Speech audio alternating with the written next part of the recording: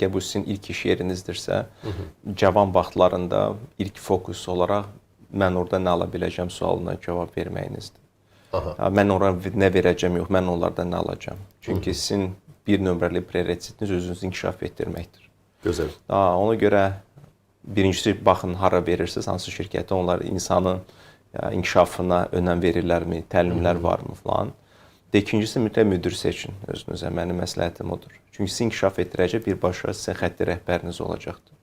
Deməli, yalnız işə götürən yox, işə namizəd də qiymətləndirməlidir. Bəli. Çünki sizin birbaşa xətti rəhbəriniz ya sizi 10 qat güclü edəcəkdir, ya 10 qat sizə travma qoyacaqdır və məyus edəcəkdir sizi. Siz boş-boşuna vaxtınızı itirəcəksiniz orada.